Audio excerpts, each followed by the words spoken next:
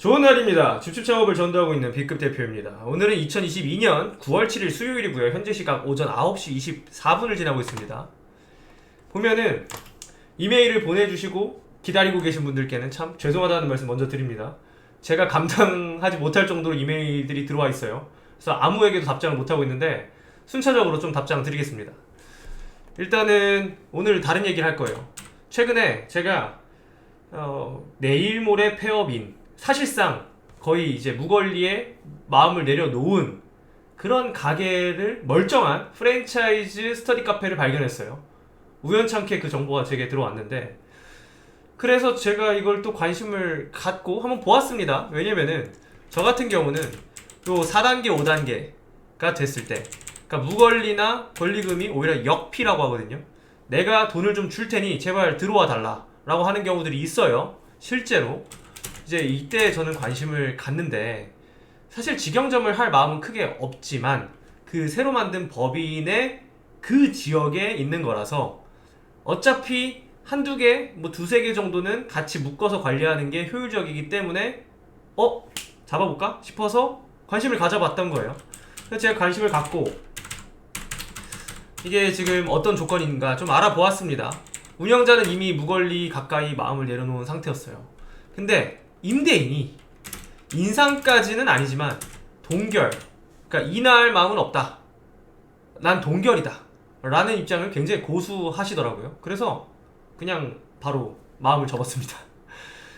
지금 같은 시기에 임대인 분도 분명히 이거를, 임대료를 인상커녕 뭐 동결하는 것도 쉽지 않아요. 인하하기는 더더욱 쉽지 않아요. 그럼에도 불구하고 제 입장에서는 굳이 억지로 뭐 급하지도 않은데 그 물건을 잡을 이유가 전혀 없는 거예요. 아무리 무권리라 하더라도. 그리고 심지어 그 운영자 분께서 처음에는 뭐 이 정도에 내놨을 거예요. 1억 정도에 내놨으나 정 안 팔리니까 어쩔 수 없이 원상복구를 해야 되는 상황이 된 거고, 그 상황에서 제가 무권리해 주시면 제가 잡겠다 라고 얘기했더니 그분은 마음을 또 여기서 고민을 하시는 거예요. 그래도 나 몇천원 줘야 되지 않냐, 내가 해놓은 시설이 뭐고 이게 얼마고 이게 얼마고, 이 말씀을 하기 시작하시는 거예요. 그렇다면은 제 입장에서 이게 무권리도 아니고 이게 임대료가 인하되는 것도 아니고, 그렇다면 잡을 이유가 없다. 그래서 바로 관심을 껐습니다. 그런 일이 발생했는데, 이 상황을 좀 정리해서 한번 영상으로 남겨놓으면 좋을 것 같아서 설명을 드릴게요.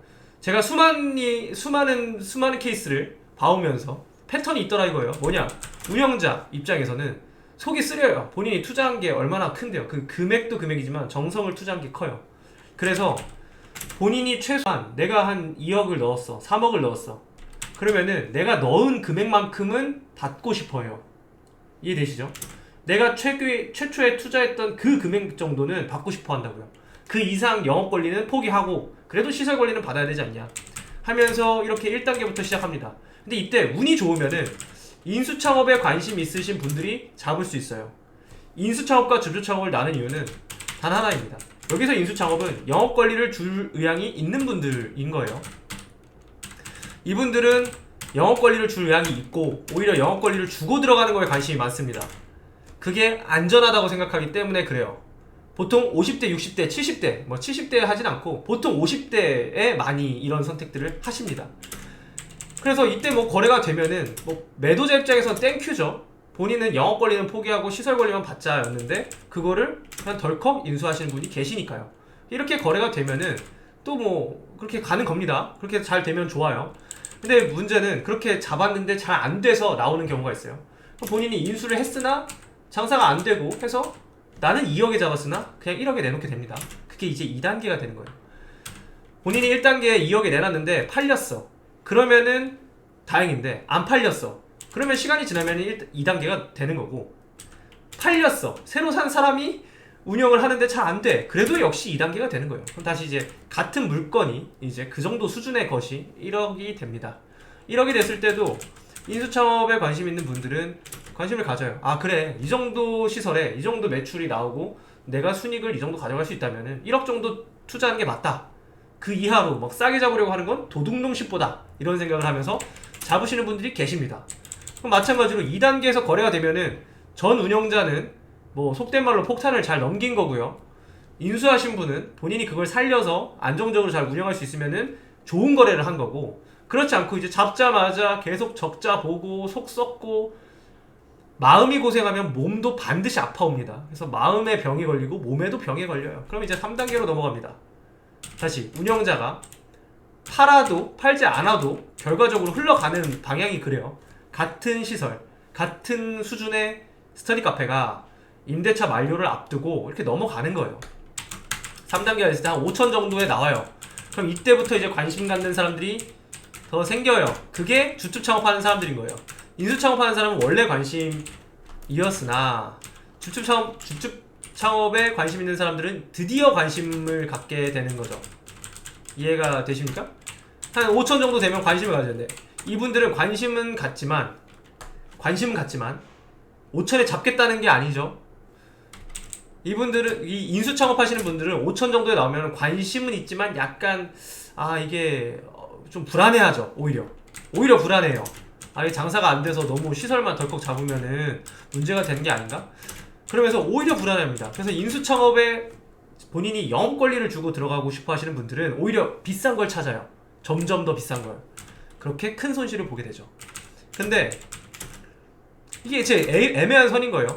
운영자는 운영자 입장에서 큰 이제 양보를 한 건데 막상 잡으려는 분들은 애매하게 생각하는 거예요. 이 줍줍으로 들어오시는 분들은 이걸 어떻게 하면 더 낮출까?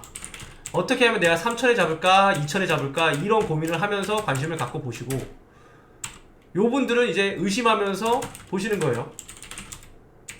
이해되시죠? 이게 좀 관심의 포인트가 다르다. 그러다가 여기서 어영부영 되다가 결국 거래가 안 되면은 무권리로 순식간에 바뀝니다. 근데 여기서 무권리를 거치지 않고 그냥 원상복구 되는 경우가 사실 대부분이에요. 이게 제가 제일 안타까워하는 포인트입니다. 여기서 이제 5천선이 됐어. 그러면은 사실 줍줍에 희망하시는 분들은 조금 더 이제 권리금을 잘 더 좀 할인하려고 노력을 하고, 운영자분도, 기존 운영자분도, 매도자 입장에서도 이거를 내가 들고 있느니 여지껏 그 고생한 것들을 생각하면서 그냥 털면 좋은데 그러지 못해요. 막상 사람이 붙으면은 더 달라 그래요. 더 달라고. 여기서 5천에서 거래가 되는 게 아니라 5천에 나왔는데 막상 관심을 가지면은 사실은 이것도 있고 저것도 있고 조금만 더 달라 막 이렇게 됩니다. 그럼 이도저도 안 돼요. 그러다가 떠나가죠. 그러면은 보통은 현실에서 어떻게 되냐, 여기서 4단계로 넘어가서 4단계에서 주축 창업 관심이 있으신 분이 덜컥 잡거나 혹은 역피로 가서 덜컥 잡는 게 아니에요. 여기서 예를 들어 한 2개월 여기서 시간을 질질 끌다가 여기서 1일 여기서 1일 이러고 끝나요. 그냥 그러니까 요거까지 가지도 않고 그냥 끝나요. 원상복구가 된다는 말이죠. 그렇다면 매도자 입장에서는 요거를 5천은커녕 3천은커녕 1000은커녕 무권리도 아니고 마이너스로 이게 정리가 된다는 거예요. 거래를 못했기 때문에. 이해되시죠? 제가 앞서 말씀드렸죠. 앞선 케이스에 이게 며칠 안 된 거예요. 한 일주일, 2주일 정도 된 얘긴데, 제가 관심을 가졌던 것은 딱 보니까 무권리에 지금 나와 있는 상태군요. 왜냐면 내일 모레 원상복구 하기로 거의 돼 있었어요. 무권리에. 그리고 임대인도 이게 원상복구하고 나가버리면은 답이 없으니까. 그렇다면은 인하를 해줄 수 있지 않을까? 그래서 좀 제가 협상의 여지를 열어두면서 접근을 했는데, 협상의 여지가 없다. 우리는 우리 조건 고수하겠다. 이러는 거예요. 바로 옆 건물 다 공실인데, 그 상권 자체가 공실이 엄청나게 많은데도 그 상가 관리하시는 분께서 우리는 공실 걱정 없다. 우리는 우리의 전략이 있고 얼마든지 채울 수 있기 때문에 한두 달만 비워놓으면 바로 들어올 사람 있다. 이러면서 그냥 원상복구하고 나가는 게 제일 좋다. 이러면서 본인들은 동결하겠다 라고 하시길래 예, 그렇다면은 저는 원래 큰 관심이 있었으나 이제 관심이 없어졌죠. 그래서 네, 알겠습니다 하고 정리를 했습니다. 오늘 제가 드리고자 하는 이야기는 현실이 어떻게 작동하느냐 했을 때, 보통 여기서 시간을 계속 질질 끌어요. 만약에 임대차 기간이 2년 남았다고 치자고요. 그러니까 2년 계약을 했어.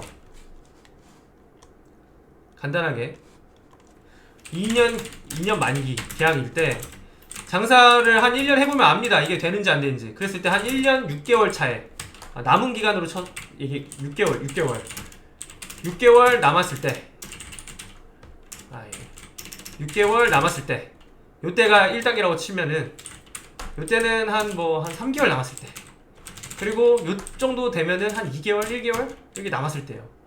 그리고 요거는 언제냐? 일주일. 혹은 일주일, 혹은 1일.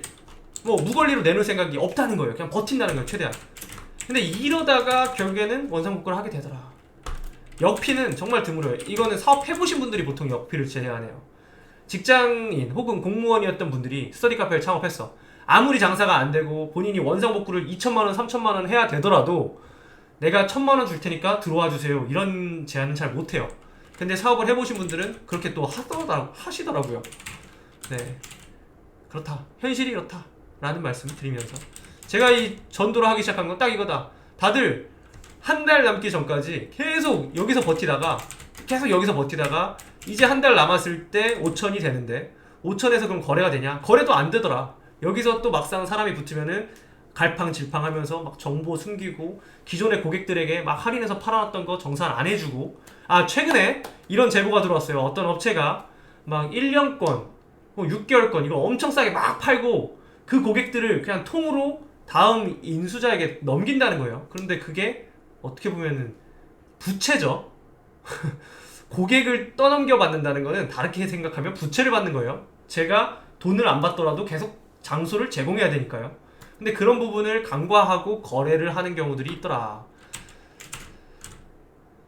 조금 샜는데 이 5천선 요 한 달 남은 요 시점에서 대부분 의사결정을 못해서 큰 손해를 보더라.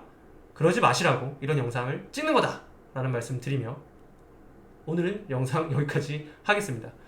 이게 영상이 밀리다 보니까 계속 점점 안 찍게 되고 저도 까먹게 되더라고요. 그래서 앞으로는 진짜 좀 습관적으로 아주 짧게라도 영상을 꾸준히 좀 올려보도록 하겠습니다. 감사합니다.